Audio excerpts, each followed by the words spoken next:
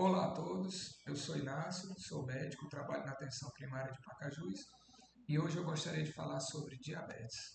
A ideia não é fazer uma apresentação teórica vasta sobre o assunto, mas trazer as principais informações sobre a doença.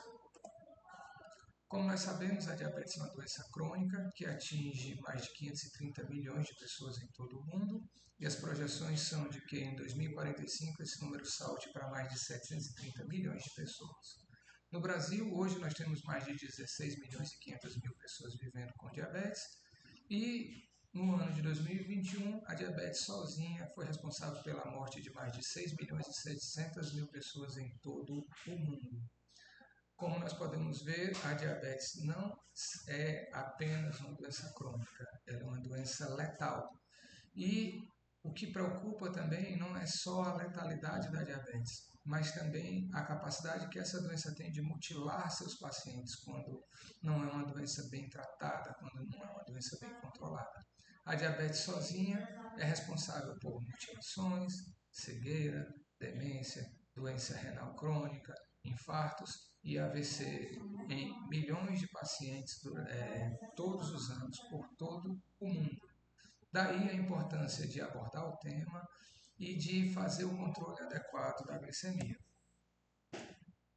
Para fins práticos e de uma maneira muito simplista, nós podemos dizer que existem basicamente três tipos de diabetes.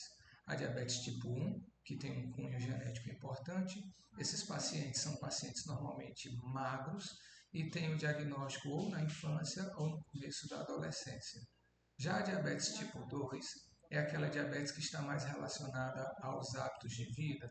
Esses pacientes costumam ter um pouco mais de idade, estão ali por volta dos 40 ou um pouco mais, e costumam ser pacientes obesos, sedentários e que comem mal.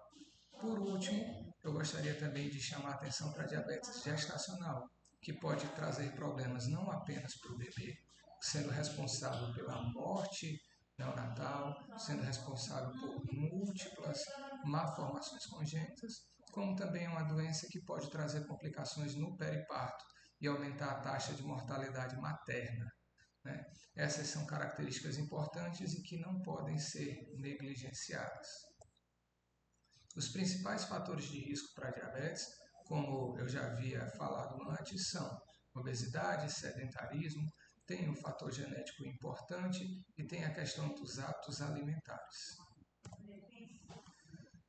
Alguns dos sintomas da diabetes são aumento da sede, aumento da frequência urinária e uma fome excessiva. Veja bem que eu não falei de aumento do peso. Normalmente esses pacientes que estão com a diabetes muito descontrolada, apesar da fome excessiva, acabam perdendo peso.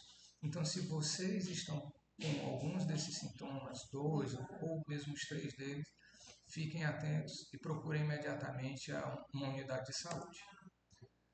Como eu costumo dizer todas as vezes que eu falo sobre saúde, o começo do tratamento ele não se dá na farmácia e não se dá necessariamente no meu consultório. Ele se dá no consultório do nutricionista e se dá no supermercado.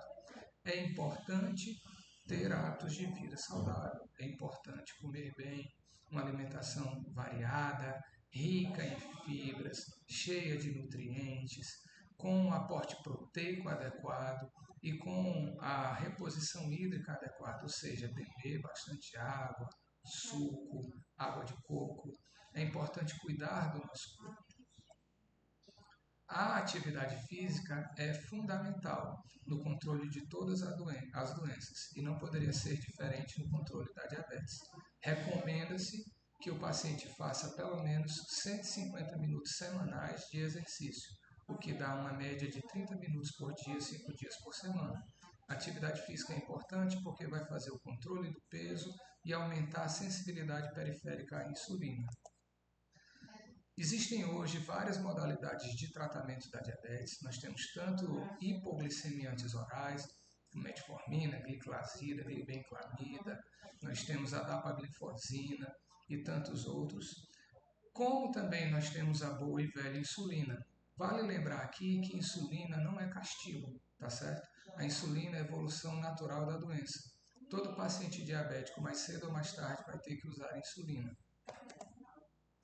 Por último, eu gostaria de reforçar a importância de termos hábitos de vida saudáveis, de termos uma alimentação balanceada, realizarmos atividade física e fazermos uma visita frequente às unidades de saúde. Muito obrigado pela atenção de todos. Eu me ponho à disposição de vocês e qualquer coisa, não hesitem em procurar ajuda. Não existe motivos para passar por essa situação sozinho, desorientado e sem suporte. Muito obrigado.